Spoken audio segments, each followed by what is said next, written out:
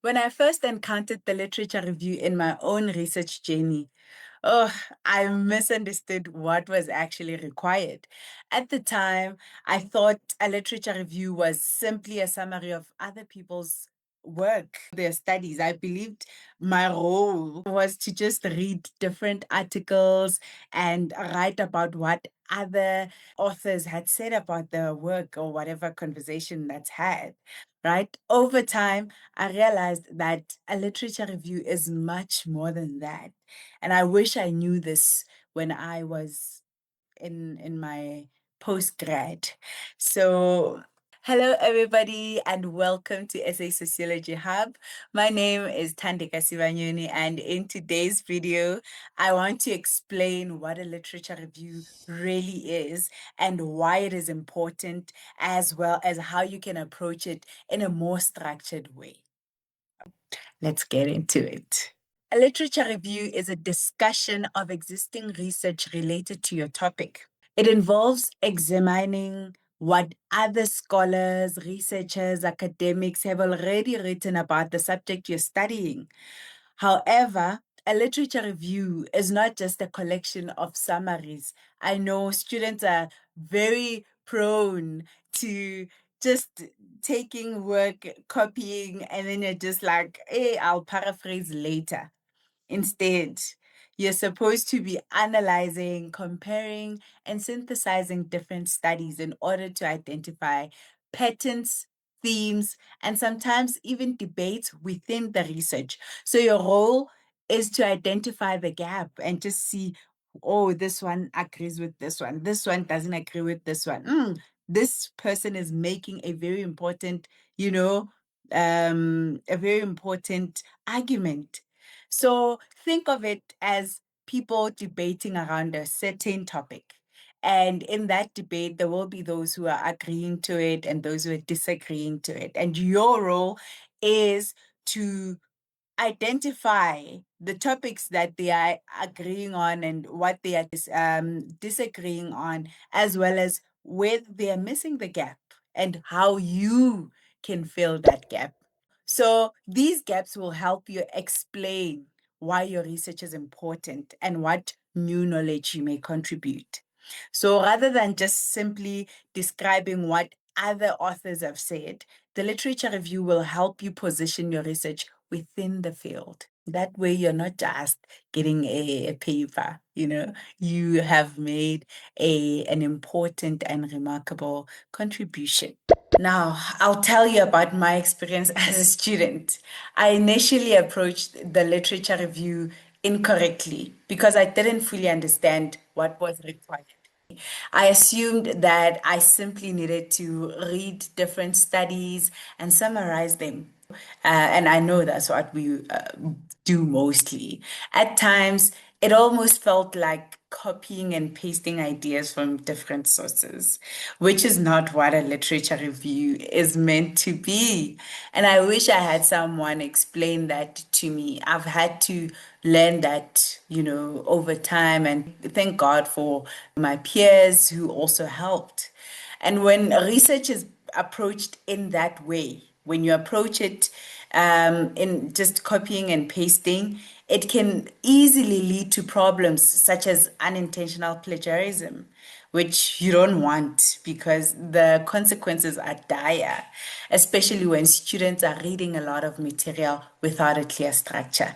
However, as I progressed in my research journey, I began to see the literature review differently. I realized that the literature review was actually helping me shape my research and guiding me towards like an important debate in the field and helping me understand where my own study could contribute. Over time, this made the process much more meaningful and enjoyable. And today, there's AI tools that you can use to help you structure your literature review so that it's not too stressful. For example, instead of reading randomly many sources, you can much better than just scrolling and going through each PDF on Google Scholar. For example, instead of reading randomly across many sources, You can first use AI to help you identify key themes or areas that you should explore. There's tools like Semantic Scholar, which can help you find relevant academic papers and identify influential research in your field. And platforms like SciSpace, which can help explain complex academic articles and make them easier to understand. You can also explore research questions and discover relevant sources using Perplexly AI. I'll put the links in the description below.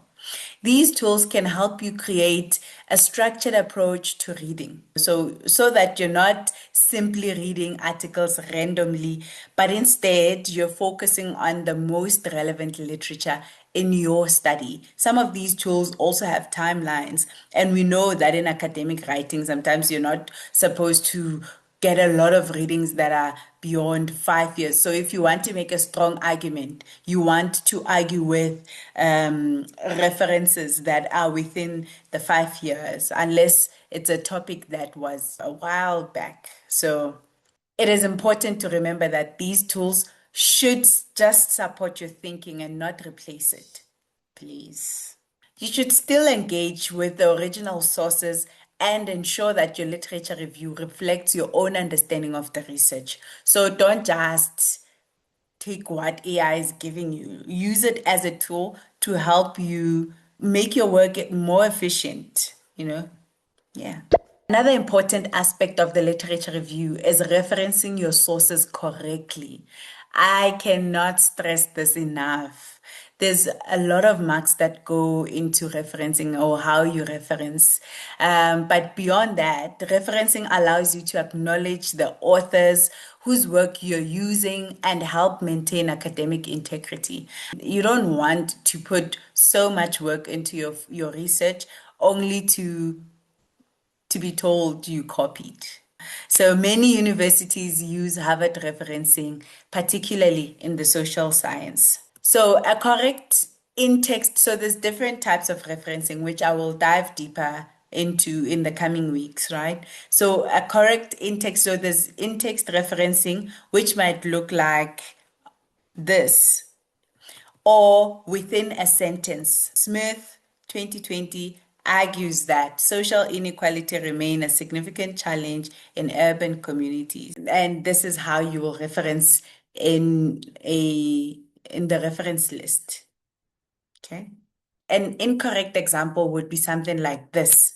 According to Smith, inequality is still a problem, but there's no year or no referencing list entry. So without proper referencing, readers cannot trace the source of your information. This is why referencing is very important, is a very important part of academic writing. In closing, a literature review can help you understand what has already been studied. That will help you identify gaps in existing research, as well as help you position your own study within the broader academic field. When approached in a structured way, it becomes a valuable part of the research process rather than just another chapter to complete. And if you're currently working on a research project, I hope that this explanation helps you clarify what a literature review is and how you can approach it more effectively.